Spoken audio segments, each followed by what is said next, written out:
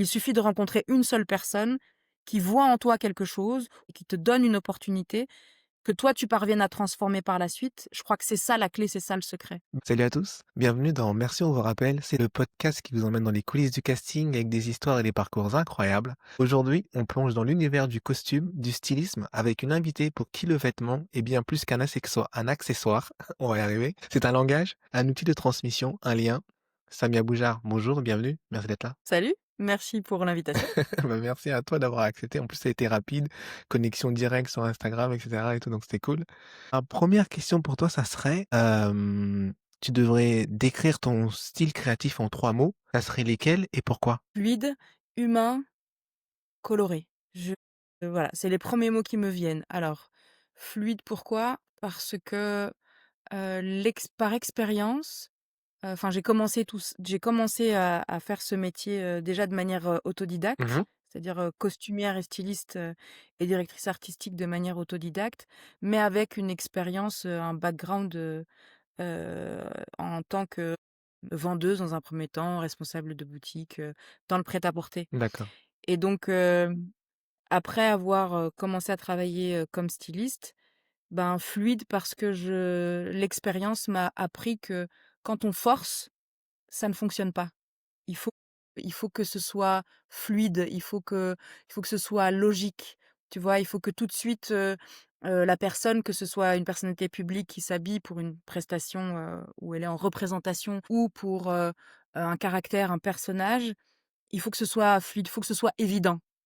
Même si parfois je dois convaincre la personne, ou lui expliquer ce que je fais et mon choix, même cet échange, dans cet échange, il doit y avoir une certaine fluidité.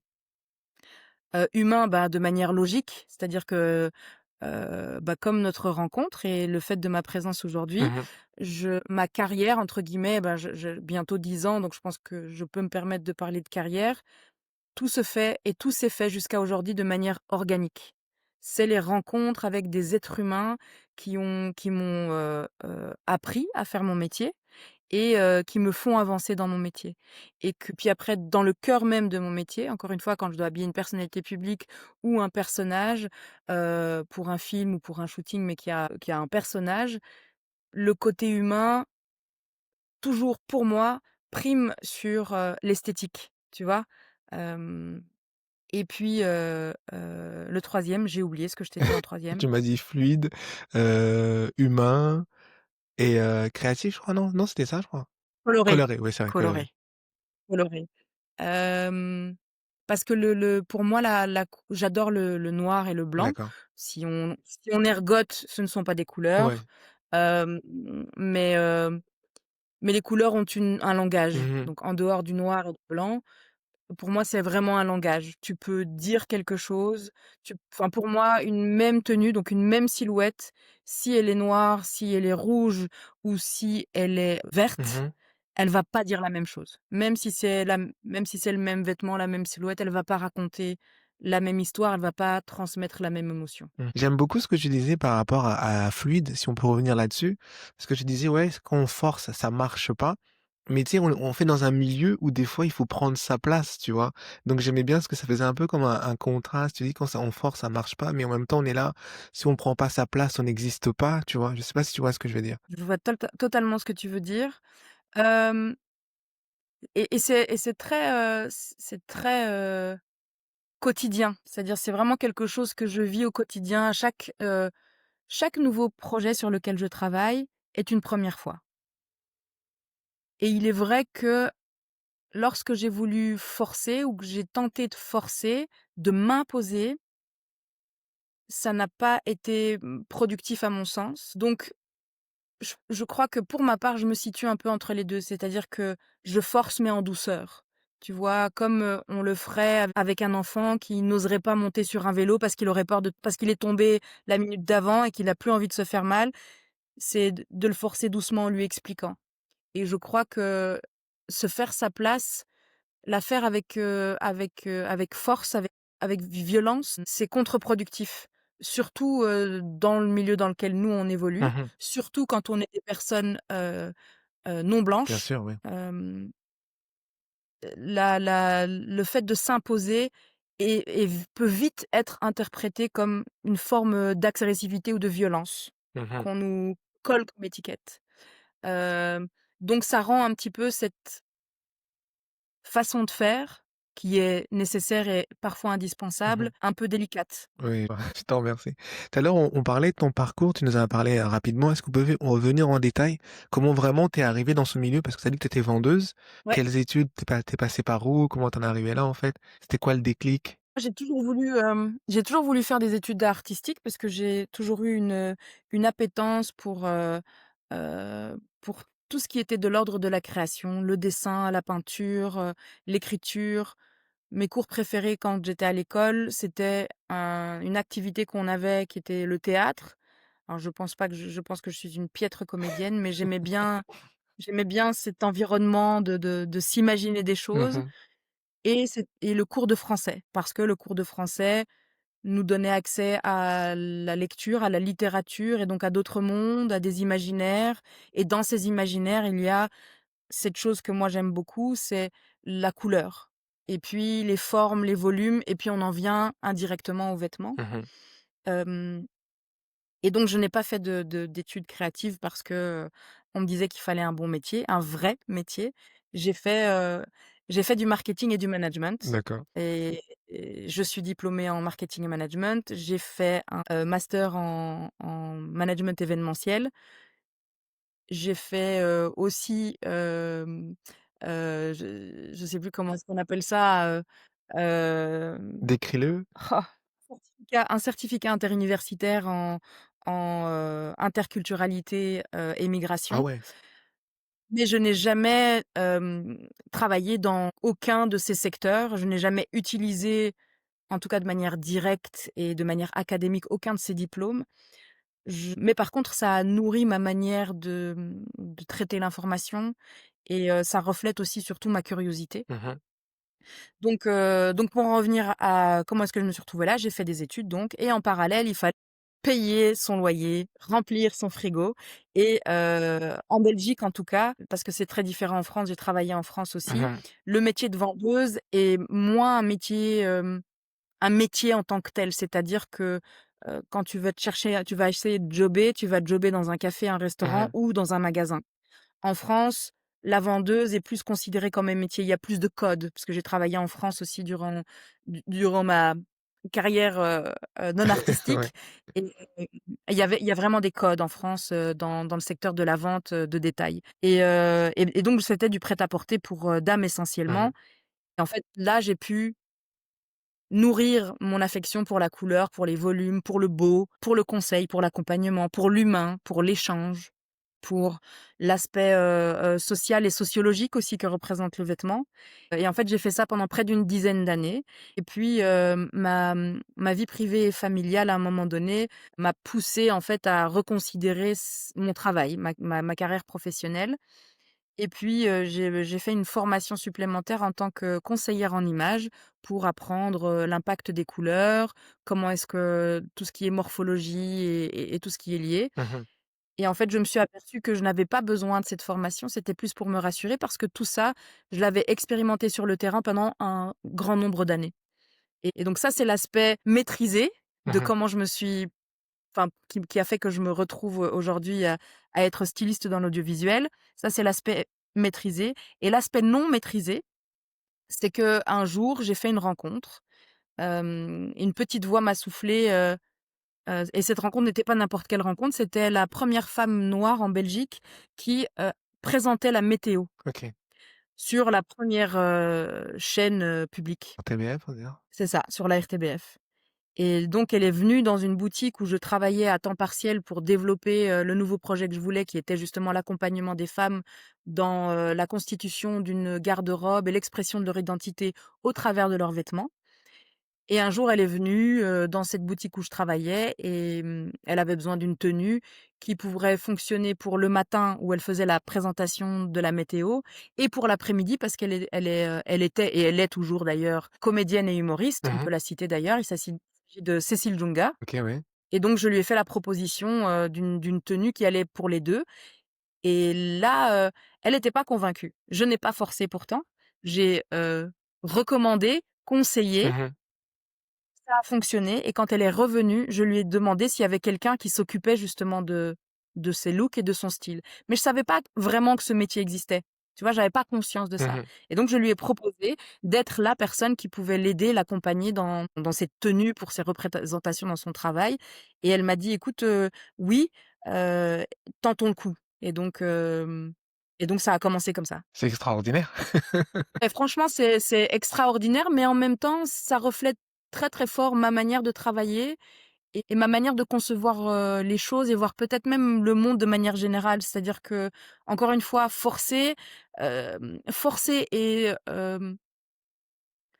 et faire en sorte que les opportunités se Mmh. présentent, c'est 2 choses différentes, Bien tu sûr, ouais, vois? ouais. Susciter des opportunités, créer des Mmh. opportunités, c'est différent de forcer et donc je pense, c'est à la portée de tout le monde, entre des petits guillemets quand même, Mmh. mais si tu veux quelque chose, heu, essaye par tous les moyens de te créer des opportunités. Le pire qui puisse t'arriver, c'est qu'on te dise non et que ça C'est marche pas. clair, ouais. Voilà et voilà. Mais toi, Donc c'est comme ça que je me suis retrouvée là. dans ta situation, c'est pas vraiment forcé, en fait, tu as saisi l'occasion, en fait. C'est ça, il y avait une brèche, quelque chose un endroit où je me suis dit: «Ah tiens, j'aimerais bien aller par là, je pense que je peux faire un truc cool» Mmh. et puis je me suis insérée dans la Dans la dans brèche. cette, ouais. Et c'est ce que je fais, je crois, encore aujourd'hui. C'est-à-dire que je rencontre des gens, j'hésite pas à dire ce que j'ai fait, ce que je fais actuellement et ce que j'ai envie de faire aussi. Mmh. Tu vois, je me dis que dire autour de soi, aux gens, ce qu'on a envie de faire, quels sont nos projets, quels sont nos rêves et nos ambitions, c'est aussi une manière de créer des opportunités. Parce que comme je te le disais tout à l'heure, tout projet dont je fais partie et dans lesquels on m'embarque, Mmh. c'est toujours une première fois. Donc avant que ça ne commence, je ne peux pas moi-même être, certaine et garantir à mon client que je vais savoir le faire, que je sais le faire parce que je l'ai jamais fait. Mais moi, au fond de moi, je fonctionne comme ça. Je me dis: «OK, j'ai déjà fait des trucs, je sais que ça, je sais faire» et puis j'ai un sens de l'adaptation c'est mon élément, en Mmh. fait. Donc j'ai pas peur. Est-ce que tu dirais que cette rencontre avec Cécile, c'est Totalement, c'est vraiment une rencontre. Je crois que dans notre, industrie, sûr que le talent est important, sûr que, maîtriser les codes, c'est important, mais je suis convaincue que ce qui fait que ça fonctionne ou non, que l'on peut faire carrière, j'entends pas par là être, célèbre ou avoir de la notoriété, c'est pouvoir vivre chaque jour de ce que l'on aime et de ce qu'on a envie de faire, de manière digne, ne dépend que des rencontres humaines. Il suffit de rencontrer une seule personne qui voit en toi quelque chose ou qui aperçoit quelque chose en toi et qui te donne une opportunité, que toi tu parviennes à transformer par la suite. Je crois que c'est ça la clé, c'est ça le secret. c'est super beau ce que tu viens de dire. Non, sérieusement, depuis tout à l'heure, je t'écoute, tu parles avec sagesse et cetera et tout, je suis là: «Ah!» Non, franchement, c'est exactement ça, en fait. Ça tu Bah oui, résumé. parce que combien on est en fait? Combien on est, combien d'appelés, combien d'élus? Peu, Mmh. parce que, oui, et ça veut pas dire qu'il y a très peu de gens talentueux. Je pense qu'il y a énormément de gens talentueux. Mais que, c'est la bonne rencontre et puis heureusement ou malheureusement, ça reste quand même des milieux très, fermés et très élitistes et donc ceux qui ont déjà leur place, encore une fois, consciemment ou inconsciemment, font preuve d'une sorte de snobisme, d'entre-soi et ont peur de perdre leur place et Mmh. donc vont difficilement ouvrir la porte. Mais il y a quand même des gens qui ne sont pas dans ce canevas-là et qui vont ouvrir la porte à des nouveaux, tu vois? À des petits et heu et c'est eux qui permettent de renouveler l'industrie. Qu'on va retrouver, des hommes et des femmes qui sont, différents de la norme. Mmh. Je parle de la norme en termes, de physique, de la norme en termes de parcours, en termes de formation, en termes de compétences, hem, donc je crois que l'humain vraiment est central là-dedans, quoi. Tout à fait d'accord avec toi, oui. Si on rentrait un peu plus, dans le cœur de ton métier, parce que toi, tu es styliste, costumière, directrice artistique et parfois décoratrice. Comment tu fais, en fait, pour jongler entre tout ça? Je dors peu, enfin, tu veux dire en termes de enfin, c'est très difficile, tu vois? Je suis très contente et très fière de pouvoir, mettre toutes ces casquettes, Mmh. mais je dois être honnête que psychologiquement, mentalement, c'est très difficile. Hem Ce qu'il faut savoir et qui est, un détail, enfin un détail pour vous, mais pas pour moi, J'adore. c'est que je suis mère de famille Mmh. et que donc ça complique un petit peu la gestion de ce genre de carrière, de ce genre de vie, ce genre de quotidien. Mmh. C'est très, très chouette, moi je trouve ça hyper cool et c'est très stimulant, mais c'est difficile parce que, ça demande un niveau d'exigence, de rigueur et d'organisation surtout, qui par moments sont très difficiles à concilier. Donc en fait, je ne vais pas chercher si tu veux, je vais pas chercher les contrats, je vais pas chercher les projets. Mmh. Quand j'entends parler de quelque chose qui et que je sais que enfin et que j'entends que peut-être je pourrais être un élément intéressant pour compléter l'équipe, alors je vais frapper à la porte, doucement ou je pose des questions.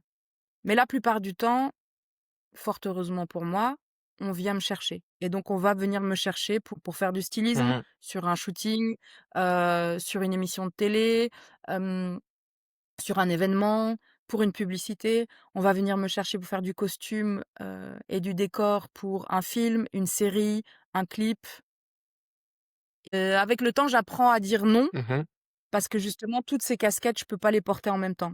Une fois, j'ai dit oui pour être chef costumière et chef déco. C'est de la folie. J'imagine. Ah mais vraiment de la folie. J'ai fini avec un limbago, tu vois? Donc où j'étais pliée en 2, on aurait dit une mamie de 80 ans. C'était très, très chouette, c'était hyper stimulant. J'étais très fière, d'avoir fait ce que j'avais fait avec une équipe vraiment très, très, très, très Mmh. réduite. Mais j'ai appris en fait, tu vois? J'ai appris que je savais le faire, mais j'ai appris aussi que je prenais pas autant de plaisir à faire les 2 en même temps que quand j'arrive à me focus sur un seul truc. Là, en début d'émission, tu parlais quand je te demandais de parler de ton parcours, tu disais: «Oui, on m'a dit de faire des études». Maintenant que tu es un peu une styliste installée, j'imagine quand tu dis: «On m'a dit», tu parlais de la famille et cetera et tout. Oui, oui. Quel regard maintenant la famille a sur ton métier, en fait? Très sincèrement, je saurais pas te dire. OK.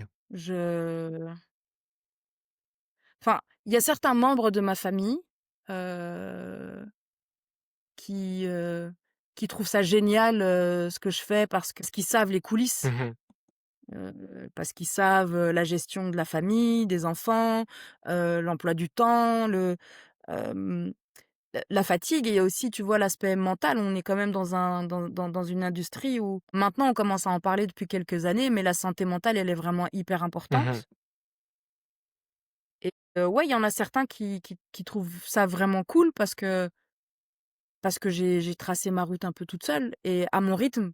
Il il y a 1 an ou 2, je trouvais que c'était nul, ce que j'avais fait jusque-là parce que j'ai pas fait de grands films dont tout le monde parle, parce que, j'ai pas été invitée à des événements internationaux, parce que je suis pas dans la guest list de toutes les agences de presse, contrairement à plein d'autres stylistes, belges et enfin ou francophones. Mmh.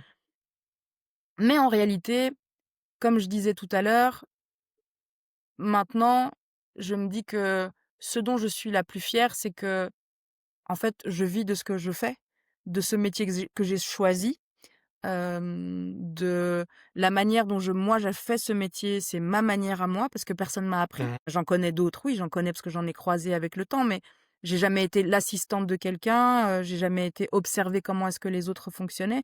J'ai vraiment créé ma manière de faire et donc le fait de pouvoir faire ça tous les jours, c'est une liberté incroyable, je trouve, aujourd'hui et en même temps, c'est aussi une grande fierté, c'est de se dire: «Ben, voilà, j'y ai cru et j'ai bien fait d'y croire, quoi» et là où ça change, c'est que, parce que tu disais: «Ouais, on m'a demandé de faire des Mmh. études, je les ai faites». Je suis pas épanouie dans les études, c'était très, très difficile pour moi, c'était vraiment pénible pour moi, mais j'ai quand même obtenu ces diplômes et ayant des enfants, ce que j'essaye maintenant de leur transmettre et c'est une conversation que j'ai eue avec un de mes garçons, il y a quelques jours, c'est, heu, je sais plus ce qu'il voulait faire, ce qu'il m'avait dit comme métier. Il m'a dit: «Mais c'est pas un métier, je trouve ça nul, parce que quand travailler en fait c'est une routine et en fait on va travailler, on rentre chez soi, on dort, on mange et puis on recommence et tous les jours c'est la même chose.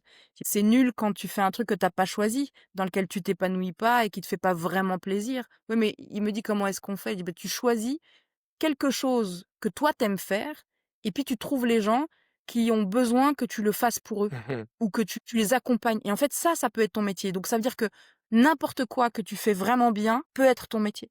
Alors, je suis pas convaincue de ce que je lui raconte, pour être honnête avec toi, tu vois? Parce que je sais pas dans quel monde il va C'est vivre. clair. Il est encore petit. Mmh. Je sais pas dans va être, son monde à lui quand il sera grand.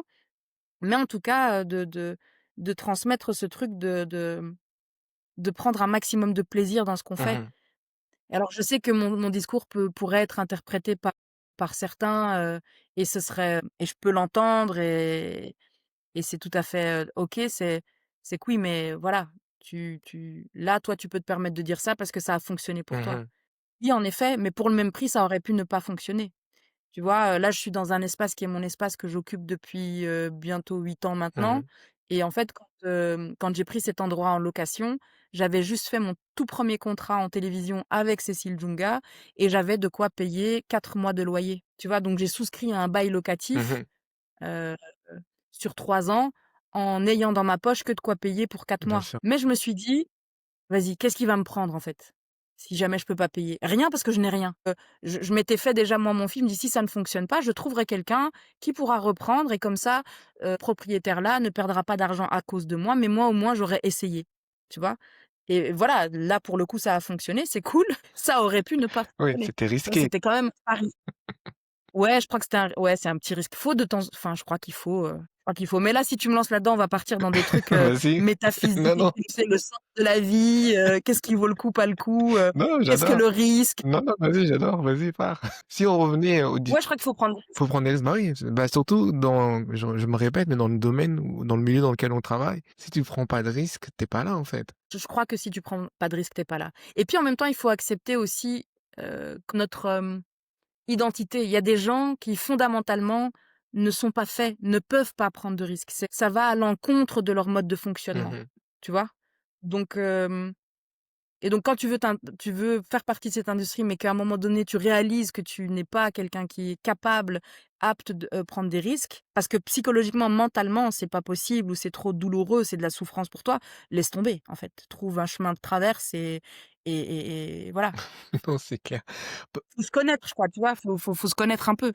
Et parmi toutes ces casquettes que tu portes, est-ce qu'il y en a une que tu préfères, plus que d'autres? Ou tu es plus à l'aise? Ou tu te dis: «C'est vraiment ça»? Mmh, bah, clairement le entre, donc c'est le stylisme que je préfère. OK. C'est prendre des choses qui existent, venir, agencer, assembler.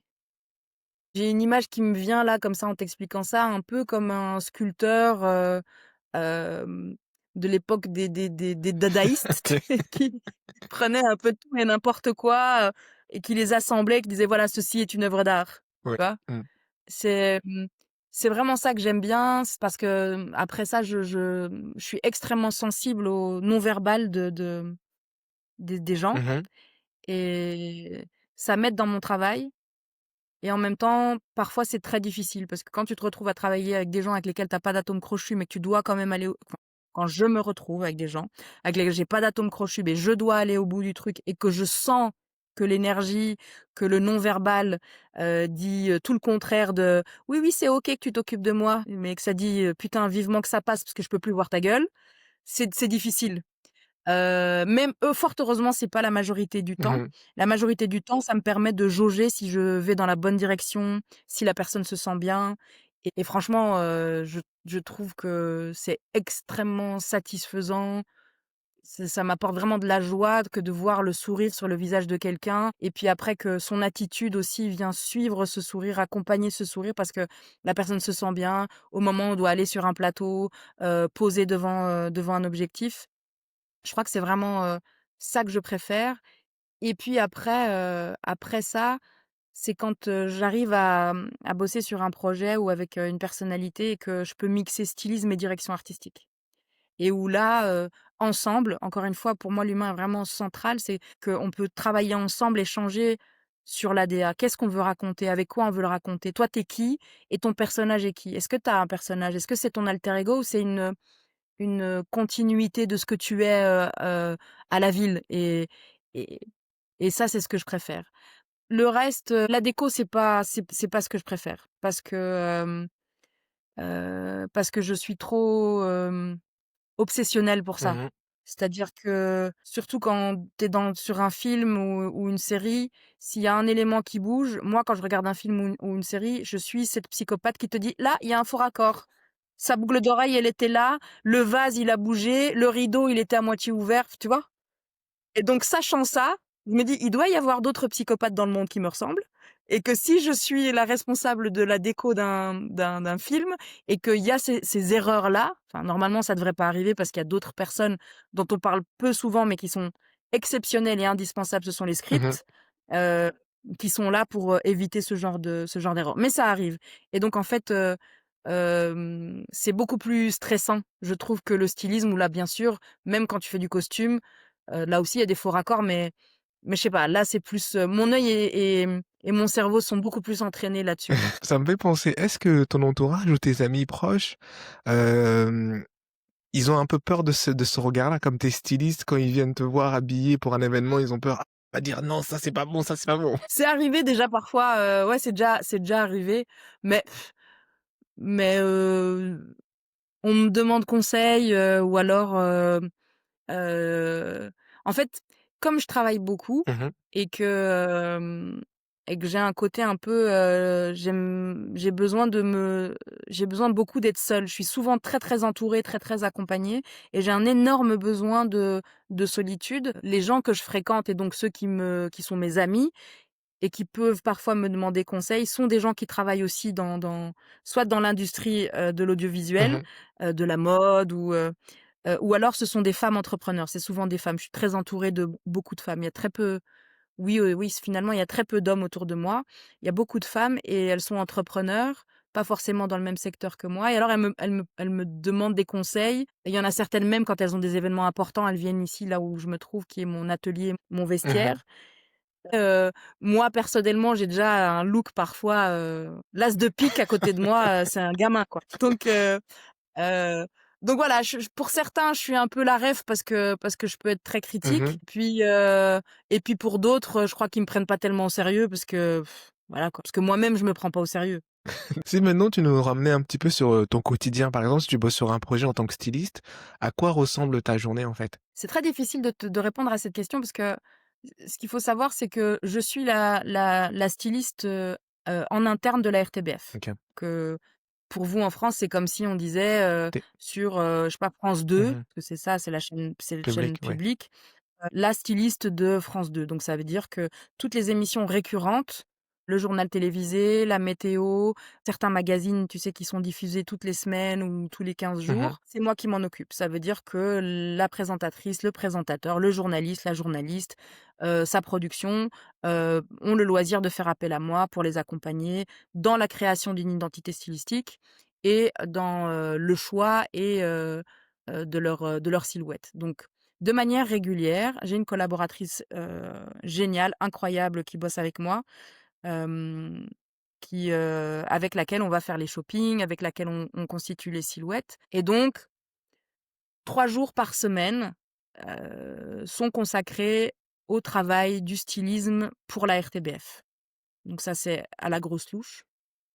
Et puis le reste du temps, j'ai pas tellement de week-end, mais j'essaye d'instaurer ça maintenant parce que c'est important encore une fois pour ma santé mentale, pour récupérer de l'énergie, pour faire d'autres choses et nourrir aussi, l'imaginaire, et tout ça. Et le reste du temps est consacré alors à d'autres projets. Donc je pourrais pas te dire, voilà, je fais ça, ça, ça tel jour et ça c'est ma journée type. Ça va dépendre d'une période à l'autre. Là, par exemple, je ne sais pas quand est-ce que tu vas diffuser cet épisode. Mais si tu le diffuses ici en Mmh. septembre, ben, je suis occupée, à reprendre les vestiaires des émissions récurrentes, OK. tu vois? Des journalistes, JT journal télévisé, météo, tout ça et en parallèle, je travaille sur un gros projet en septembre chaque année. Il y a, en Belgique, ce qu'on appelle la Fédération Wallonie-Bruxelles. Ça regroupe, toute la partie francophone en Belgique et on fait une fête et il y a une émission qui est tournée sur la Grand Place de Bruxelles. C'est un concert qui fête, la culture, francophone et Mmh. bruxelloise Et donc là, ça va faire, en gros 2 mois que, bah, je travaille à l'organisation pas l'organisation de l'événement, mais, sur, l'habillage des animateurs de cette émission et sur 2 tableaux qui vont avoir lieu, au moment de cette émission, qui est un événement en plein air, accessible au grand public et gratuit et en même temps retransmis en direct à la télévision. Je vais habiller, plusieurs dizaines de danseurs qui vont aller sur Mmh. scène. Je prépare un happening, dédié à la mode, donc mes semaines, depuis le mois d'août à peu près et jusque fin septembre est consacrée à la RTBF qui est l'essentiel, mon truc principal et à l'organisation de cet événement-là. Donc je vais voir des gens, j'appelle des gens, j'envoie des mails, je rencontre des gens, je vais dans des boutiques, enfin voilà, c'est très, il y a pas un jour qui ressemble à l'autre, en fait. Avant qu'on continue sur, ton parcours, là, on arrive dans la partie de l'émission où on raconte, des anecdotes. C'est-à-dire des choses un petit peu hilarantes ou inattendues que ce sera arrivé et tout. Est-ce que tu aurais quelque chose à nous raconter par rapport à ton métier? Attends, un truc hilarant. On pourrait revenir là-dessus après si tu veux. Ouais. Bah, ouais, on peut revenir là-dessus parce que j'ai très mauvaise mémoire, D'accord. quand tu essaies d'aller chercher un élément OK. précis, tu vois? On C'est là où je me dis: «Oups, je ne sais plus». on peut continuer si tu veux. Tu sais, j'ai vu quelque part, tu parlais, le vêtement comme un langage. Tu disais que le vêtement, c'est un outil de transmission et cetera et tout. Est-ce que tu peux nous dire exactement concrètement qu'est-ce que tu veux dire par là? C'est un outil de transmission parce que, ben, toi comme moi, nos parents, nos arrière-grands-parents sont issus de cultures où c'était, essentiellement des cultures orales et où, la hiérarchie, l'organisation sociale, ça c'est dans toutes les structures humaines, mais jusque très tardivement, se transmettent aussi par, le vêtement. Tu vois? Il y a des éléments, des habits, Mmh. des atouts qui déterminent qui tu es, où tu ne dois pas parler. On sait tout de suite qui tu es. Socialement, où est-ce que tu te situes? Donc ça, c'est l'aspect, je dirais, anthropologique, c'est un grand mot, hein, anthropologique du vêtement. C'est-à-dire que ça permet de classer les sociétés et puis, c'est un outil de transmission parce que tu transmets l'histoire. Moi, je commence, par exemple, à me rendre compte et à me renseigner, à étudier un petit peu l'histoire du vêtement dans le nord de l'Afrique. Mmh. Parce que je suis allée au Maroc, j'ai visité une exposition où, j'ai vu, l'histoire des différentes régions des costumes du Maroc et je pensais pas qu'il y avait autant de variétés et donc je vais chercher là-dedans et je me dis: «Bah, aujourd'hui, ce serait intéressant de venir raconter, expliquer ça aux générations futures pour que ça ne se perde pas», tu vois? Et de la même manière que certains, tissus, certains textiles africains subsahariens ont aussi ce rôle-là, jouent aussi ce rôle-là. C'est-à-dire que, je sais que dans certains pays, on va, mettre un foulard les femmes vont mettre un foulard sur leur tête d'une certaine manière parce qu'elles sont la femme de telle personne qui a telle position, Mmh. tu vois? Hem, donc c'est en ça que c'est un outil de transmission.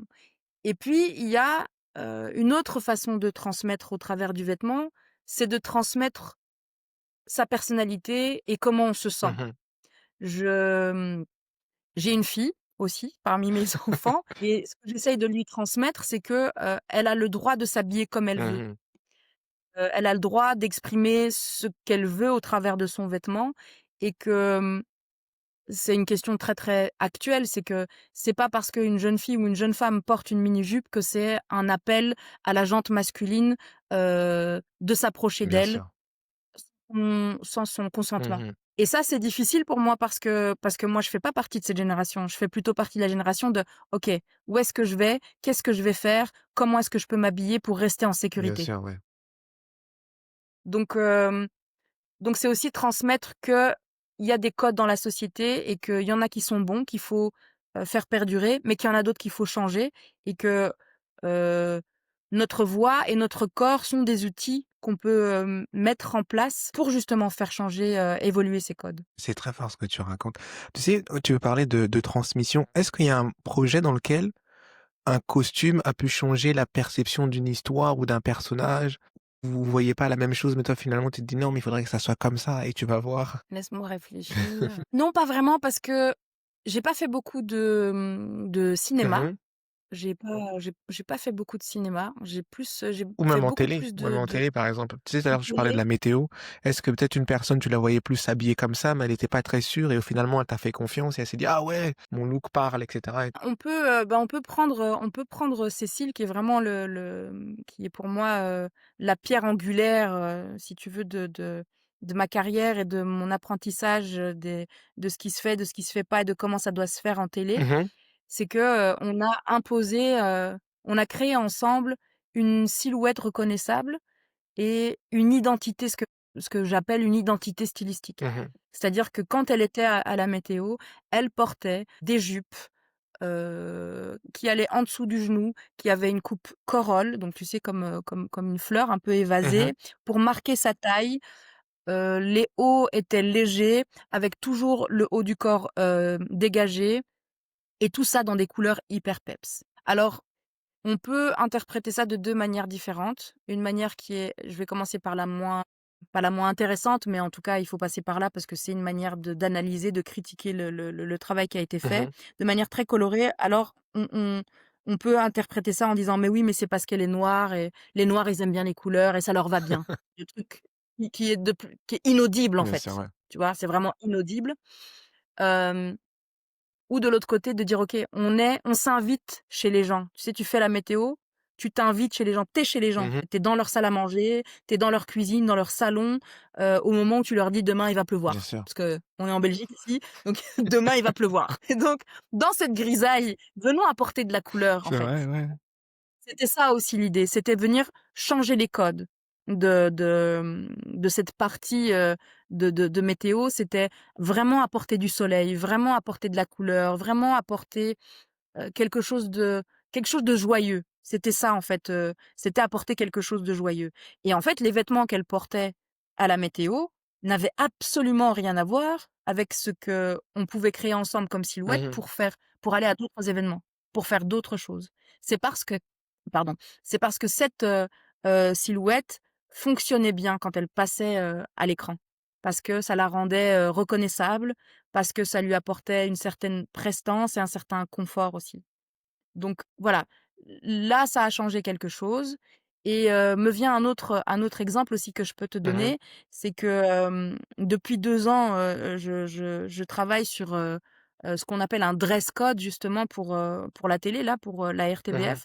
Parce qu'on essaye d'uniformiser, je vais le mettre entre guillemets, mettons-le entre Bien guillemets, sûr. uniformiser la manière dont les gens s'habillent. Mmh Pourquoi? Parce que derrière ça donc l'idée n'est pas de gommer les identités, les personnalités des gens, bien au contraire. C'est de venir, créer une identité visuelle. Là, on rentre dans le branding et dans le mh. marketing pour la marque, donc la chaîne est une marque et qu'on dise: «OK, quand tu regardes des émissions qui sont, de cette chaîne-là, tu reconnais la marque». Mmh Un exemple, si tu regardes une émission, sur Canal, une émission sur France 2, tout de suite tu captes que tu es sur France 2 ou que tu es sur Canal. Mmh Parce que la DA, elle est différente et donc là, moi, ça fait un moment que je travaille là-dessus avec, le directeur artistique des programmes de la chaîne et donc on essaye de créer justement, ce branding avec une sorte d'uniformisation qui après va me permettre à moi d'aller chercher chez chaque, individu, chez chaque journaliste, chaque animateur, comment est-ce qu'il peut ajouter à cette, trame générale mh. que tout le monde qu'on souhaiterait que tout le monde suive, des petits éléments qui va lui permettre de, marquer sa différence, mais sans, que ce soit, un chapeau à plumes, quoi. Je vois. Mais tu sais, ça me fait Des penser non, exemples? non, mais c'est un bon exemple, ça me permet pour moi la prochaine question. Est-ce que tu as eu déjà un artiste ou un animateur que tu habilles et tu le ramènes une tenue, tu dis: «Oh non là, Samia, tu abuses». Tout le temps, tout le temps, tout le temps. Tout le temps parce que c'est ça aussi. Tu te souviens, je te disais au début, je te dis, mon truc en tout cas, c'est de, convaincre mais sans forcer. Mmh Donc je viens avec des éléments qui mettent, la personne dans sa zone de confort, tranquille, voilà et puis je jauge à quel moment est-ce que je peux essayer, tu vois, d'introduire un petit truc un peu le chapeau à plumes, quoi, tu vois? Et bah, figure-toi que parfois ça marche. OK. Parce que le travail fait en amont, on revient de nouveau à ce truc de l'humain, tu vois? Si la personne, elle a confiance et qu'elle se rend bien compte qu'en fait, je suis pas en train de réaliser un rêve de petite fille, tu vois? En lui mettant, un truc farfelu sur le dos, mais que vraiment je vois un potentiel en termes d'image, heu, ben, la personne vient dans mon sens, tu vois? Parce que, elle se dit: «Va allez, on tente le coup, on va voir». Après, il m'est arrivé de me tromper. Est-ce que tu as un exemple concret là? Est-ce que tu as quelque chose qui te revient? Moi, je reviens avec Cécile, c'est surtout avec Cécile, en fait, Vas-y. où j'ai regardé, donc on avait commencé à travailler ensemble, sur la météo et puis après, ça a été la petite boule qui a fait boule de neige pour la suite, où elle a animé une émission pour les enfants Mmh. et là, c'était incroyable parce que encore aujourd'hui, je sais pas comment j'ai fait. On a fait 25 émissions en 5 jours. On a enregistré 25 émissions en 5 jours Waouh! avec, public, invité, 25 tenues alors? elle déjà, je sais Ouais. pas comment elle a fait et donc ça veut dire qu'il a fallu avoir 5 tenues, 5 silhouettes, par jour. Mmh. Et j'ai revu des images et franchement, j'ai saigné des yeux. Franchement, j'ai saigné des yeux. Des trucs, enfin, tu vois? Mais je sais maintenant que c'est des trucs que je fais plus parce que je sais que ça marche pas. C'est des questions de proportion, tu vois? C'est vraiment des questions de proportion parce que je sais pas si tu as déjà entendu parler de ça, on dit que quand tu passes à la télé, d'office, tu prends 3 Oui, oui, kilos. oui, oui, j'en ai déjà Tu vois? entendu. L'objectif, ben, tu prends d'office 3 Mmh. kilos. Ben, ça, je l'ai appris, par exemple. Ah, c'est que faut faire gaffe avec ça. Donc c'est tous des petits éléments comme ça qu'à à l'époque je connaissais pas parce que j'avais pas l'expérience, Mmh. tout simplement. Et attends, mais un truc plus récent, attends, parce que ça voudrait dire parce que je te donne que des exemples de il y a presque 10 ans, ça voudrait dire que non, mais aujourd'hui je fais plus d'erreurs, hein, aujourd'hui c'est parfait. Attends, C'est pas vrai? qu'est-ce que j'ai pu faire comme connerie? Je crois que c'est une émission de Mmh. culture en Belgique qui s'appelle, Culture Club et je crois que j'avais mis un truc, mais trop imprimé, trop bariolé, parce qu'en fait, ça n'allait pas avec le plateau. Parce que c'est ça aussi qui est compliqué, c'est que quand tu fais en tout cas, quand tu fais en télé, Mmh. quand tu fais du stylisme et du costume en télé, ce qui, complique un petit peu le travail, enfin, ce qui est une spécificité de ce travail-là, dans ce cadre-là, c'est de tenir compte du plateau et de la Mmh. lumière. C'est-à-dire qu'en fonction des décors, si les décors changent, si derrière la personne, il y a des écrans avec des images qui défilent, ben, soit je peux être, informée de quel genre d'images vont défiler ou alors non, c'est des images aléatoires, mais alors je dois voir quelle est la lumière et machin pour, me dire: «OK, ce type d'imprimé, on élimine, ce type de couleur, on élimine», même si ça va bien à la personne dans la vraie vie, Mmh. et que ça lui irait bien dans l'absolu, mais sur ce plateau-là, avec ce décor-là, ça marche pas, tu vois? Je crois que, j'ai dû faire une bourde, 1 ou 2 fois justement sur ce plateau-là parce que comme c'est, une émission de culture et qui est destinée à un public, assez jeune, je m'étais dit: «Vas-y, ça va passer». Mais en fait, visuellement, ça faisait mal aux yeux, ça piquait les yeux. Quand on pense à ton métier, on voit un peu ce côté glamour et cetera et tout. Là, tu as parlé un petit peu des défis.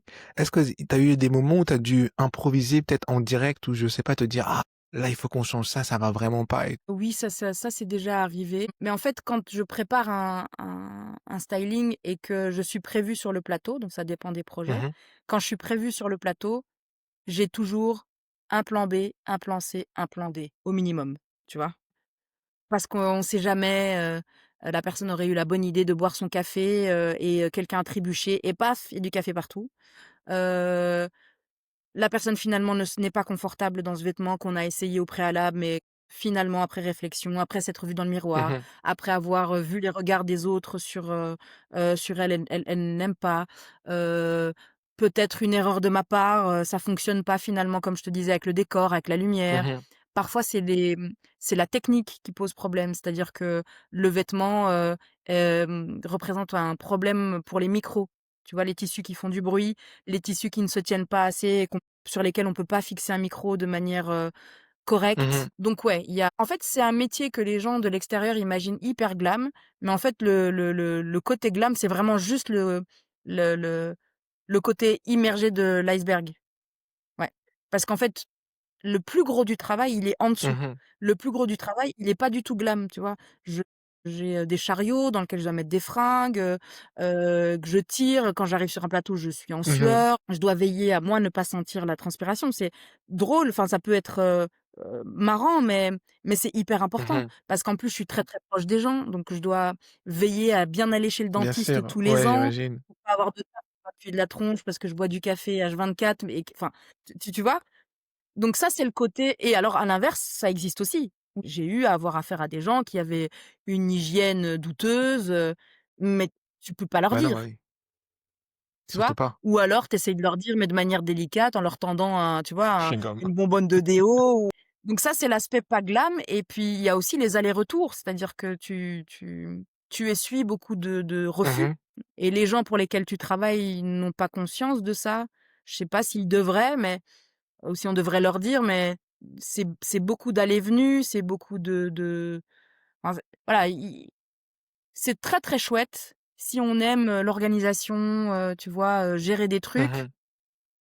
et que cette proportion, on va dire l'organisation, la gestion, la préparation, la planification, c'est 2 tiers du travail et le dernier tiers, c'est, c'est la lumière, c'est les paillettes, c'est les coupes, les flûtes, de champagne, non, les flûtes de cava parce que champagne, c'est pas souvent qu'on nous sert du vrai champagne, tu vois? Non. Ça, c'est vraiment 1 tiers du travail et bon, moi, je trouve que ça vaut le coup, tu vois? Parce que j'ai été salariée, parce que j'ai travaillé pour moins de 1 500 balles par mois pendant 60 heures semaine, Mmh. enfin donc j'ai conscience de la chance que j'ai parce que je viens d'où je viens et en même temps, je sais que, dans l'industrie, je ferais c'est pas top, quoi. Ça me fait penser, tu sais, tout à l'heure quand tu parlais que tu habillais Cécile par rapport à la météo, est-ce qu'il y a des moments où elle s'est pas dit: «Ah mais ça fait un petit peu trop africaine ou trop», est-ce que tu as eu des trucs pas comme ça un peu?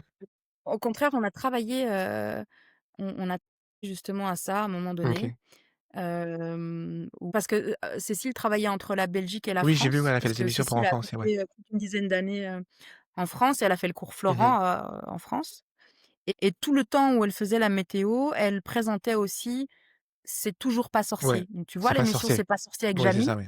Il y a une suite parce que Jamy et l'équipe Ils sont vieux. s'est séparée et ils ont aussi et ils ont recréé un trio avec Cécile et donc c'est moi qui habillais Cécile pour, C'est toujours pas Ouais, sorcier et donc elle était entre les 2 et donc quand elle était pas ici, c'était compliqué de faire des fittings bien avec sûr, elle, ouais.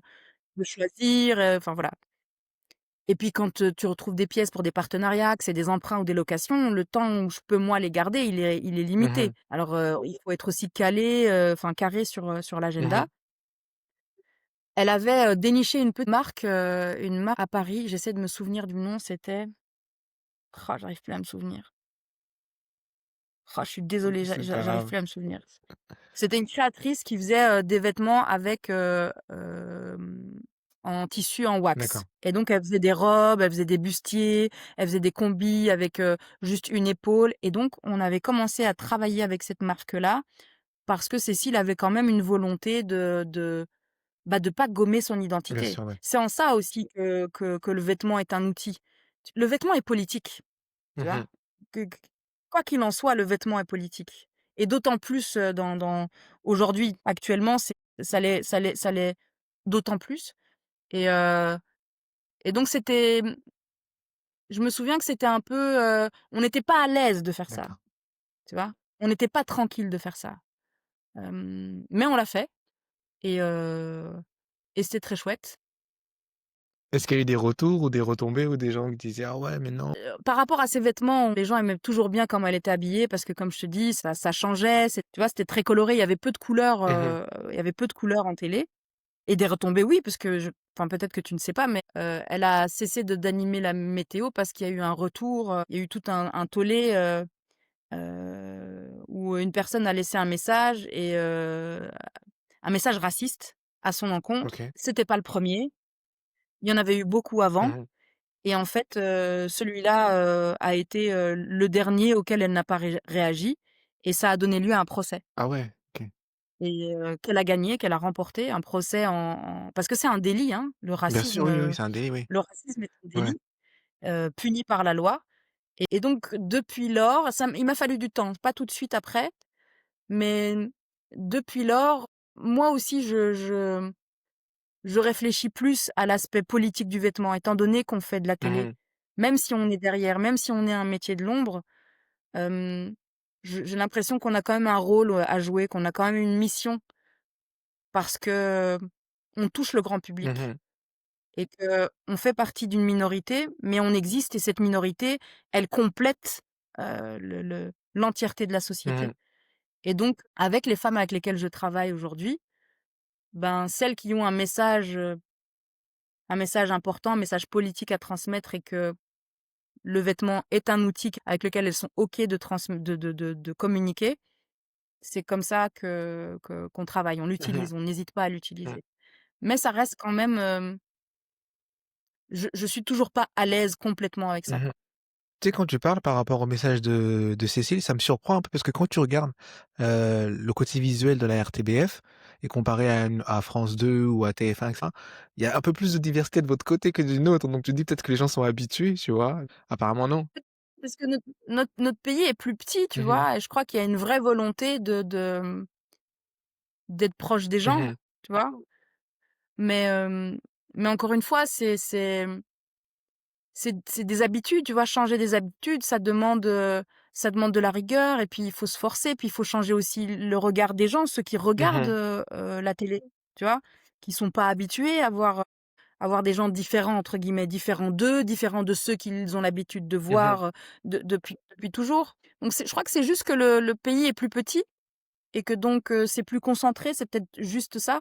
Mais je crois il y a un gros travail qui est fait et moi je trouve ça super parce que, il y a de plus en plus de diversité et à l'antenne et dans les métiers de l'ombre et aussi dans les propositions culturelles aussi qui sont faites. Parce que, une chaîne publique, quelle qu'elle soit, ben, c'est le reflet de la société, tu vois? Il y a un devoir d'éducation, une mission d'éducation et aussi je crois, à mon sens, du reflet de la société. Donc l'échange évolue d'un point de vue positivement, doucement mais positivement. Si maintenant on parlait un peu de ton podcast Déshabillez-vous. Oui!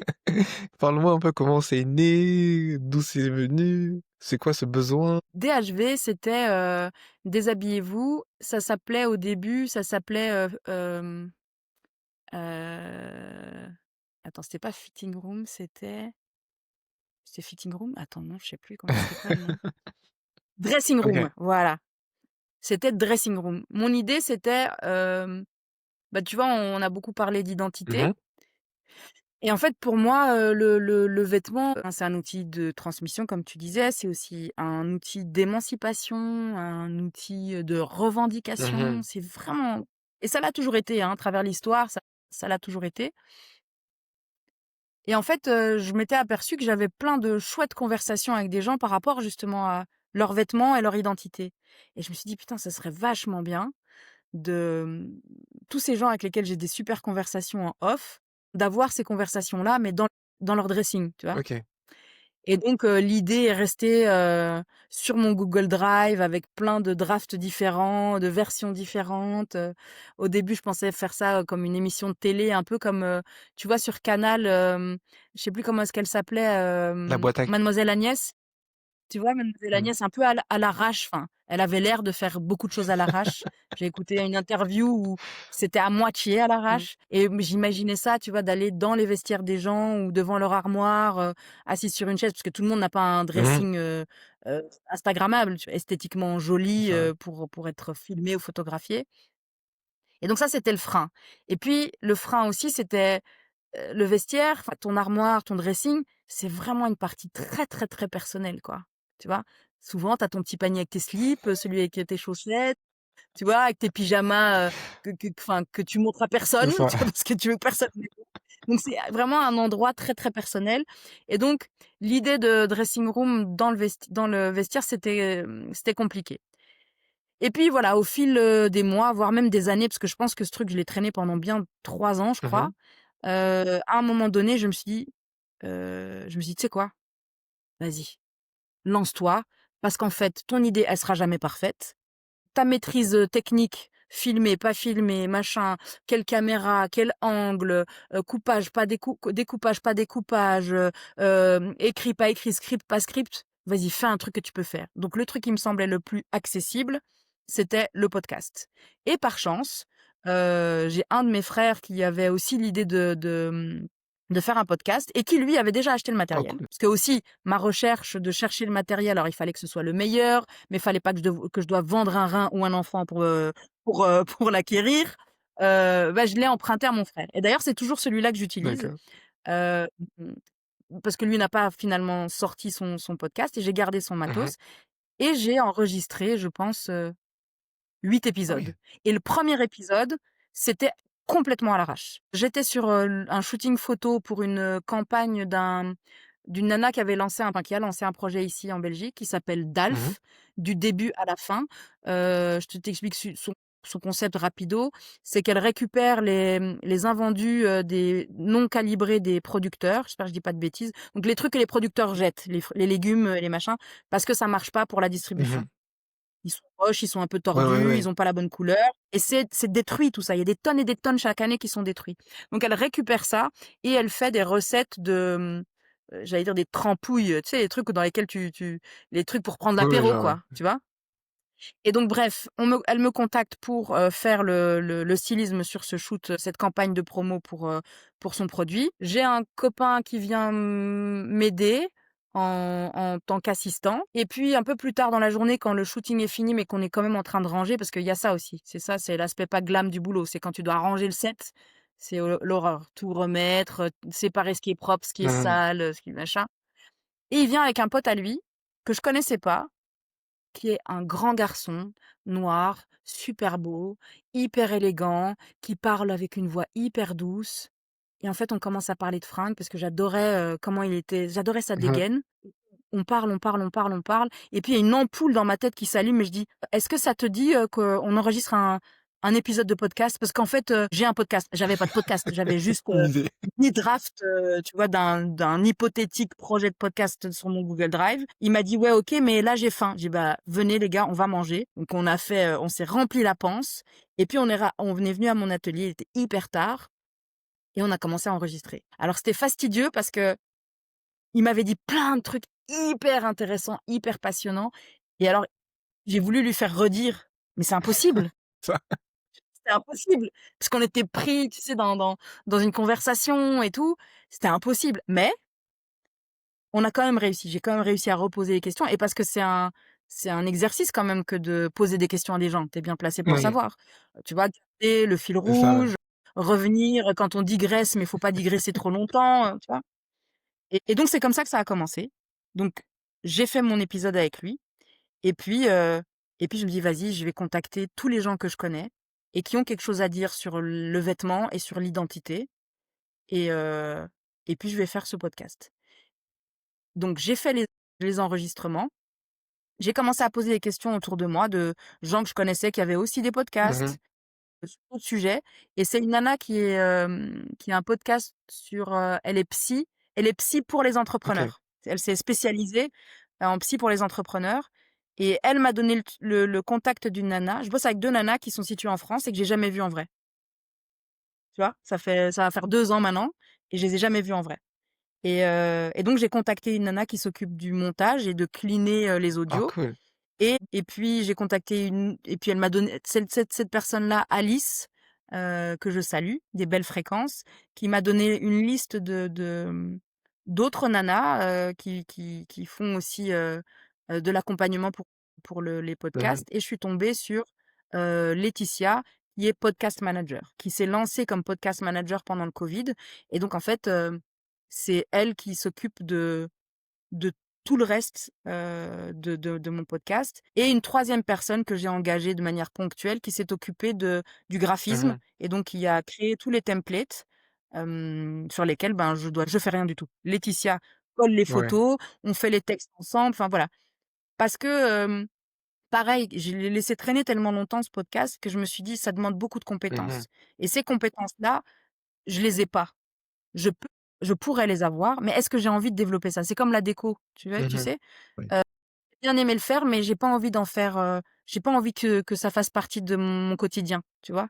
Le podcasting, c'est pas éditer, rédiger qui m'intéresse dans le podcasting. Ce qui m'intéresse, c'est de penser à des gens et c'est de développer des idées, des concepts et de les faire parler et de partager leur parcours avec eux. Mmh. C'est ça que j'aime. Je me dis: «OK, ça, je vais m'entraîner à bien poser des questions, à être pertinente, à éviter les que je sais que j'ai encore du travail là-dessus et donc tout le reste, je l'ai délégué. Ça a son coût, ça me coûte et ça ne me rapporte rien pour le moment, Mmh. à part la satisfaction de partager ces moments Mmh. et voilà comment est-ce que le podcast est né et que il je le partage et en fait, ça m'apporte quand même beaucoup. Financièrement, ça m'apporte rien du tout, mais ça m'apporte beaucoup aussi dans mes réflexions. C'est-à-dire qu'on va aborder, l'un ou l'autre, sujet en podcast avec un invité et ce qui va se passer, c'est que ça va, moi, me nourrir dans, dans ma réflexion, tu vois? Ou dans mon travail ou ça va me donner une idée aussi d'une thématique parce que j'essaye d'avoir quand même un thème. Oh, tu répondu et est-ce que tu as eu des retours, des gens qui ont écouté ou même des proches ou et cetera? Qu'est-ce qu'ils en pensent? Oui, j'ai eu des retours hyper intéressants, et de jusqu'ici toujours positifs. Mmh. Hem et puis pour moi, c'est aussi un peu un challenge parce que je dois me montrer. En tout cas, au début, quand j'ai commencé, DHV, moi, j'aime pas trop me montrer. Mmh. Tu vois? Je suis pas très à l'aise avec cet exercice-là. Là, ça fait quelques mois que je bosse là-dessus, sur mes réseaux sociaux parce que j'ai compris qu'en fait, Il faut. c'était Ouais, obligé. ouais, OK. Enfin, Ouais, il faut. il faut et donc se mettre en scène et puis partager aussi des choses réelles qui sont pas forcément glam et tout. Et puis c'est intéressant aussi, ça intéresse vraiment des gens qui soit parce qu'ils sont curieux, soit parce qu'ils envisagent peut-être, de travailler dans la même industrie et donc ça m'a challengée aussi par rapport à ça. C'est-à-dire que les gens m'entendent vraiment. Mmh. Ils voient pas juste jusque-là, les gens voyaient que le résultat de mon travail. Ce que je montrais, ce que je postais, c'était, les backstage, c'était le résultat final, mais pas le processus, Mmh. pas ma réflexion, pas, ma position par rapport à l'une ou l'autre question et donc c'est, hyper, hyper challengeant pour moi et même encore la discussion que j'ai avec toi aujourd'hui, c'est que, ça me donne vraiment le sentiment qu'il y a un spotlight, sur moi et je suis pas très à l'aise avec ça. Parce que, parce que je trouve que ce qui est difficile et dangereux aujourd'hui, c'est qu'on est filmé, enregistré et qu'internet ne n'oublie rien, mais que les êtres humains, on est en mouvement constant. Donc ce que je pense aujourd'hui peut être différent de demain, tu vois? Mmh. Hem et donc je trouve que c'est, voilà, c'est un peu, inconfortable, Mmh. mais je crois indispensable si on veut continuer à, comme tu disais, à évoluer et à exister dans ce milieu. Je trouve ça très fort ce que tu viens de dire, ce que tu penses aujourd'hui peut être différent demain, parce que tu as plein de personnalités qui sont fait épingler comme ça, en fait. Ça veut dire qu'ils avaient des pensées des Ouais, fois un ouais. petit peu, on va dire, ça peut être Limite. voilà, c'est ça limite et quelques années, ça ressort alors qu'ils avaient totalement changé, ils sont devenus d'autres personnes, tu vois? Ouais, c'est mais je crois que j'ai l'impression que c'est un risque à prendre, quoi, en tout cas, si tu veux être entièrement toi-même, c'est un risque à prendre Mmh. parce que sinon, alors, tu es juste politiquement correct et tu es d'accord avec tout le monde, enfin. C'est une position, c'est un choix, quoi. Tu vois, on parlait tout à l'heure de choix et de risque, bah, là, c'en est un, quoi. Mmh. Tu vois, d'ouvrir sa gueule et de dire ce qu'on pense. En fait, demain, je vais vivre quelque chose, je vais expérimenter quelque chose, je vais rencontrer quelqu'un qui va me faire changer d'avis sur l'un ou l'autre sujet. Mmh. Tu sais, je regardais un peu ton travail tout à l'heure et j'ai vu que tu avais travaillé sur une émission qui s'appelle, Drag Race. Ouais, Tu as dû t'éclater sur ce projet-là, non? Tu nous en parles un peu? c'était génial. C'était génial. C'était, la pire et la meilleure expérience, professionnelle jusqu'ici. Vraiment, la pire et la Ah ouais? meilleure. Hem, alors la pire parce que je sais pas si les autres personnes que tu interviewes, et qui ont, des budgets à gérer, c'est juste une catastrophe, quoi. Moi, je discute parfois avec, j'ai un bon pote à moi, qui s'appelle, Mmh. Clément qui est un des plus grands costumiers, du cinéma, français. OK. Il a fait, «L'anatomie d'une chute», il a fait, oh, tu vois? Je te dis que j'ai une mauvaise mémoire, mais ça, il faut que je te dise, il a fait quoi encore, récemment? Il a fait un film qui vient de sortir qui s'appelle Alpha. Il fait des OK. super films, tu vois? C'est, toujours des trucs qui racontent, tu vois, des choses et lui-même me dit aussi, il dit: Mmh. «C'est difficile parce qu'on doit faire des choses, qualitatives avec peu d'argent. On doit faire Mmh. des choses qui sont, jolies, qui sont belles, qui racontent une histoire, qui viennent soutenir l'histoire et qui rentrent dans un budget heu, qui est juste, enfin souvent, ridicule, quoi. Mais bon, après nous on se conforte, on se console parce qu'on fait quand même un chouette métier et qu'on aime ce qu'on fait Mmh. et qu'on rencontre, on se fait de nouveaux amis, enfin tu vois? Donc on se console comme on peut, hein, on se console souvent comme ça. Donc là, c'est au niveau budget, c'était compliqué, mais c'était de nouveau un challenge, tu vois? Donc je suis la reine de la débrouille.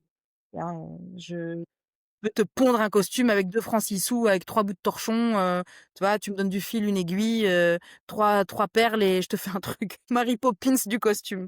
Donc là, c'était, à ce niveau-là, c'était compliqué et là où c'était super cool, c'est que moi, j'habillais pas les drag queens parce que c'est le principe de l'émission, c'est que c'est elles qui font leurs costumes, qui font faire leurs costumes, parce que c'est ça le concours. Mmh.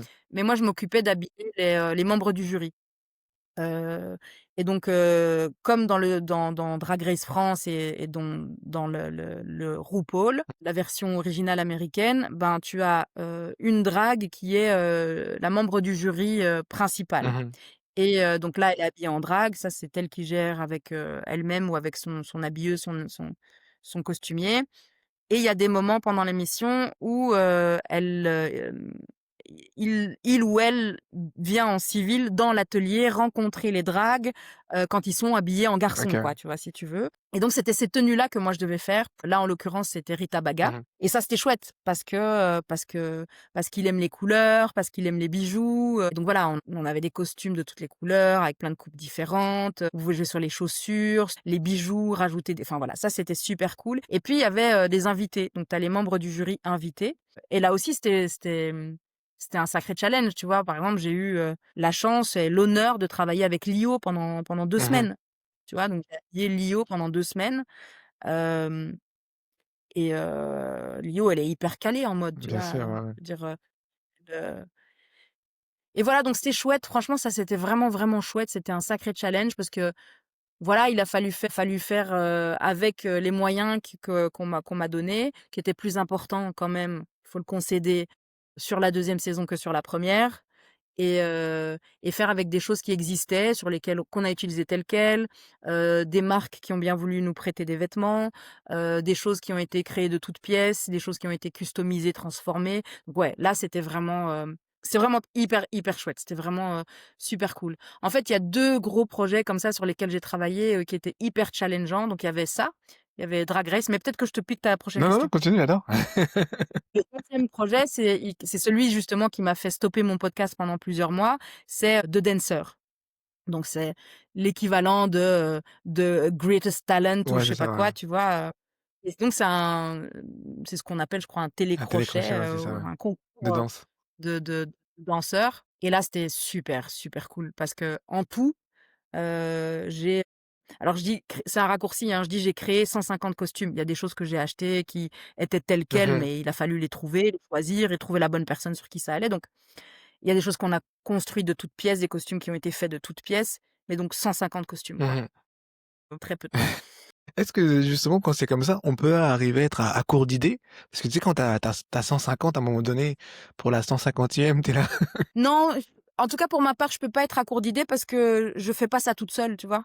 Tu vois, c'est aussi important de dire que, quoi que j'ai fait, le mérite ne me revient quasiment jamais, Mmh. heu ouais, ne me revient quasiment jamais à moi toute seule, tu vois?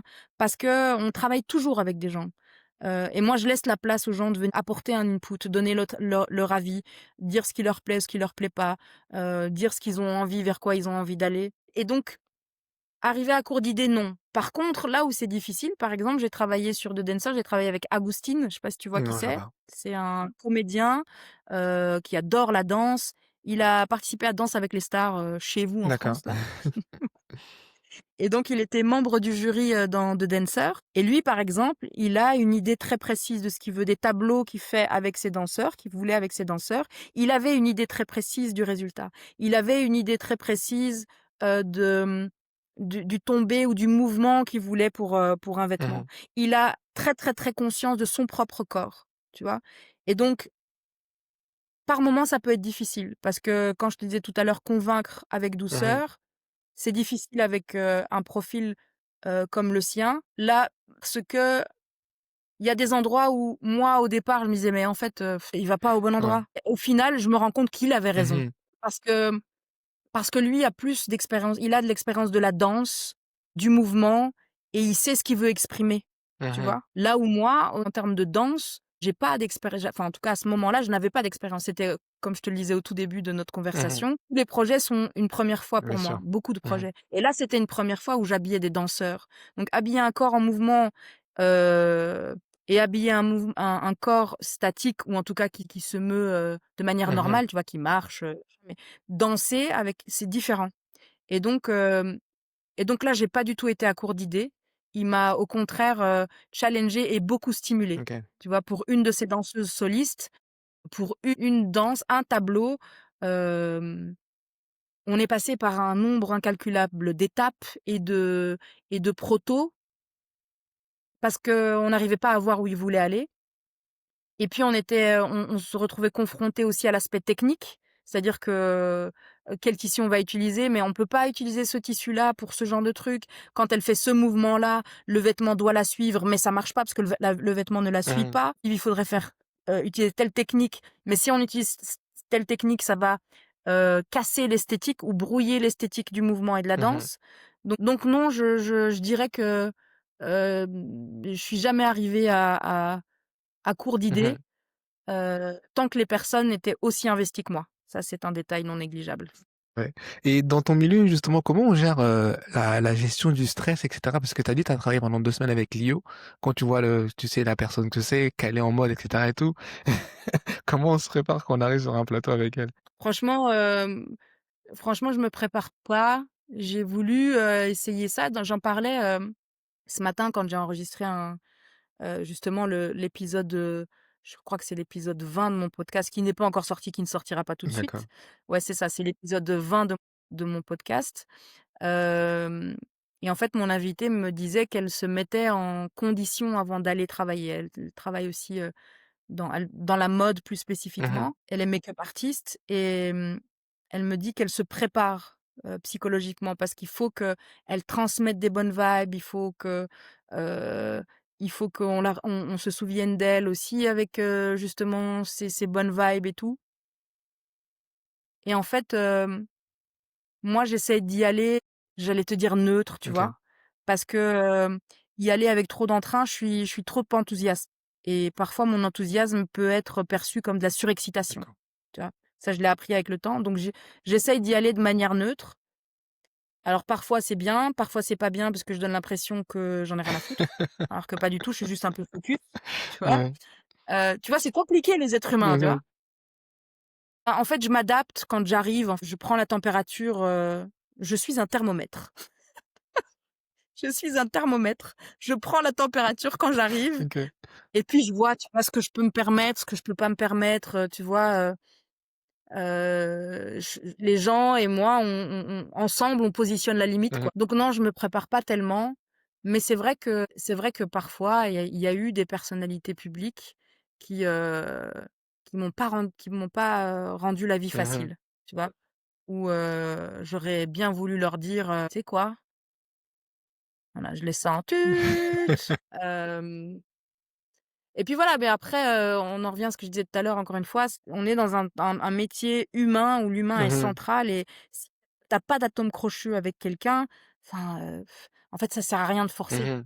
parce que, mmh, ça sert à rien, quoi. Tu vois? Il y en a un des 2 ou les 2 qui vont se faire du mal Mmh. d'une manière ou d'une autre et ça n'a pas d'intérêt. En tout cas, pour moi, ça Mmh. n'a pas d'intérêt. Donc si ça marche pas, ça marche pas. Mais, du coup, dans ce cas-là, est-ce que tu as des appréhensions? Parce que quand tu travailles avec telle personnalité, est-ce que tu vas d'abord regarder leur travail avant pour savoir ce que tu vas pouvoir leur proposer ou, tu dis: «Ah lui Toujours. je le connais pas trop». Toujours. Toujours, toujours et c'est une partie que j'aime beaucoup, beaucoup. C'est vraiment une partie que j'aime beaucoup. Quand, je sais que je vais avoir affaire à quelqu'un qui a déjà, un parcours, une carrière, tu vois, une notoriété, c'est d'aller me renseigner un maximum. C'est ce que je fais aussi sur mon Mmh. podcast. C'est vraiment d'aller chercher un maximum d'infos, le plus loin possible, heu autant du texte, autant que des images, que de la vidéo, pour essayer de comprendre, en fait, et la personne, s'il y a des interviews, connaître, sa personnalité et son parcours artistique, tu vois?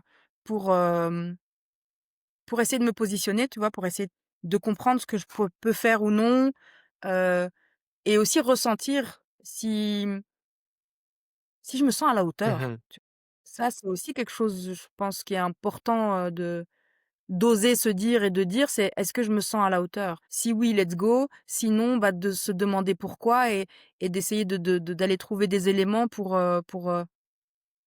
pallier à ce manque de confiance. Maintenant, ma dernière question pour toi, ça serait, là, c'est dans la partie où on donne un peu des conseils et tout.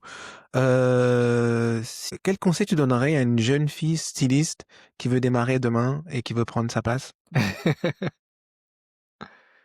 Parce que les conseils que je donnerais, c'est ce que moi j'ai fait, mais je sais pas si c'est des bons conseils, tu OK. vois? Il y a plein J'ai déjà eu des discussions avec des collègues entre guillemets et c'est pas vraiment des bons conseils, mais en tout cas, moi, ce que j'ai fait, c'est pas au départ bon, aujourd'hui, j'essaye de ne plus faire ça et c'est difficile parce que ça tu crées une sorte de Mmh mh. pattern, tu vois? C'est de pas compter ton temps, c'est, de faire pour chaque client et pour chaque projet comme si c'était ton projet, Mmh. tu vois? Comme si c'était un truc à toi. Hem, Moi, c'est ma manière de faire. C'est peut-être pas la meilleure, certainement Mmh. pas pour tout le monde, mais pour moi, ça fonctionne. De prendre chaque projet comme si c'était le mien, de se faire confiance, ça, c'est important. Mmh. Ça aussi, c'est important, c'est de se faire confiance et que, les échecs ou ce qu'on peut qualifier comme échec ne sont que des des, heu, des marches qui t'amènent vers, la réussite. Que c'est pas parce que tu rencontres un échec que ça veut dire que tu dois t'arrêter là. C'est toi qui décides quand tu t'arrêtes, en fait. Mmh. C'est toi qui décides quand tu t'arrêtes. Alors en te disant ça, tout de suite, moi j'ai une petite voix intérieure qui me dit: «Ouais, mais va pas les gens ont pas passé leur life, jusque je sais pas quel âge C'est vrai, essayer. à cultiver des Mmh. échecs». Mais c'est pour ça que je dis, c'est à chacun de prendre la mesure de ce qu'on est capable d'encaisser en se disant: «OK, rien n'est gagné, jamais». Mmh. Même quand tu as une réussite, même quand tu fais un super gros Mmh. projet, peut-être que c'est le dernier, en fait. Peut-être qu'à chaque fois, c'est le dernier. Mmh. On sait pas et de faire les choses avec le cœur, je crois. Vraiment juste faire les choses avec le cœur. Parce que si tu fais les choses de manière intéressée, heu, les quelques fois où j'ai tenté de faire un truc intéressé en me disant: «Ouais, là, je sens qu'il y a de la maille à se faire», écoute, il y a rien qui s'est fait, C'est tu pas vois? marché. Ni la maille, ni rien. Rien n'a marché. Pour moi, ça ne marche pas, en Mmh. fait, tu vois? Pour des gens, peut-être, oui, mais je crois que si tu fais les choses vraiment avec passion, avec cœur, que tu crois en toi, Mmh. surtout, faut croire en soi-même, se faire confiance et croire en soi-même malgré ce que les gens autour, peuvent dire, ben, ça, c'est le conseil que je donnerais et puis s'écouter, quoi. Si tu sens qu'à un moment donné, tu as plus d'énergie, tu as plus de ressources, et que tu as aucun endroit, aucune personne où aller chercher, des ressources, peut-être que le mieux, c'est de s'arrêter ou de changer de méthode Mmh. ou, ouais, c'est un peu éclaté, hein, les conseils que je vais donner. On va prendre, il y a du bon, il y a du bon. Tu sais, tout à l'heure, tu parlais de projets parce que là, le podcast, il va être diffusé entre septembre et octobre. Est-ce qu'il y a des projets sur lesquels tu as travaillé ou qu'on peut voir d'ici là? Ouais, il y a les nouveaux épisodes de podcast qui vont Mmh. sortir. Qu'en septembre, il va y avoir 2 épisodes de DHV qui vont sortir Mmh. et ça va être des chouettes épisodes parce qu'il y en a un, c'est avec Olivia Borlée, qui est une, championne olympique, belge du 4 fois 100 Oh waouh, mètres, OK. qui, hem, qui s'est renouvelée en créant enfin, s'est renouvelée, elle a créé une marque de vêtements de sport avec une autre championne olympique qui s'appelle Elodie Ouedraogo Mmh. et donc l'une et l'autre, maintenant travaillent un peu dans le secteur artistique. Elodie Ouedraogo est fashion editor au Elle Belgique et Olivia, elle, travaille comme, directrice artistique pour, plein de projets différents et donc elles ont un parcours hyper intéressant. Olivia a, un parcours hyper intéressant parce que entre le sport de haut niveau, ensuite l'entrepreneuriat par la création d'une marque, donc c'est de la mode et puis aujourd'hui, encore l'entrepreneuriat avec, un aspect créatif plus Mmh. large, c'est hyper intéressant et le deuxième épisode, de septembre, ça va être un duo de garçons qui ont ouvert une, boutique de, vintage OK. qui est juste géniale. Ça s'appelle Prose Studio, c'est à Bruxelles. Ils ont un site internet, où ils ont un Insta. Ils ont une sélection hyper, hyper belle, mais vraiment hyper belle. Il y a pas que de la marque. C'est pas inaccessible en termes de prix, mais c'est tellement pointu au niveau du goût. C'est vraiment très, très beau. C'est très rien que d'aller dans leur boutique, c'est hyper agréable et là aussi, c'est un épisode intéressant parce qu'ils parlent d'identité, parce que c'est 2 Mmh. garçons, parce qu'ils ont un goût pour la mode, ils sont tous les 2 issus de milieux sociaux, différents où justement c'était pas bien perçu de faire ce qu'ils sont en train de faire Mmh. aujourd'hui. Et et puis il y a l'aspect entrepreneuriat où ils ont commencé tout petits sur Insta dans leur chambre et puis après ils ont fait des rendez-vous, enfin sur rendez-vous et puis maintenant ils ont une boutique, ils ont, pignon sur rue donc c'est un chouette parcours, hyper inspirant, hyper intéressant parce que dans les épisodes à chaque fois, et c'est ça la particularité de mon podcast, c'est qu'on parle de vêtements et d'identité. Mmh. Donc les 2 se télescopent. Donc ça c'est les choses dont je peux te parler, mes infos en tout cas entre septembre et octobre, qui sont, sûres. Et côté télé, est-ce qu'il y a des projets que tu as déjà tournés qui vont apparaître ou? À côté télé, il y a surtout cet événement du 27, Mmh. septembre, qui est cette émission qui va être diffusée en direct et où, comme je t'ai dit, c'est un énorme challenge parce qu'il y a un happening mode que je suis en train d'organiser et les costumes pour, 30 Mmh. danseurs. Donc voilà, c'est ces 2 trucs-là sur lesquels, je suis en train de bosser, pour le moment et qui sera finalisé pour le 27 septembre. Donc j'aurai des images, à partager à ce moment-là. Donc j'invite nos auditeurs à me C'est follow ça. sur Instagram. Ouais, tu peux dire c'est quoi ton Instagram? C'est quoi les réseaux où on peut te suivre? C'est Samia Boujard, sur Instagram. Et puis, bon, il y a l'Instagram de mon podcast, mais j'avoue que je le gère pas très, très bien.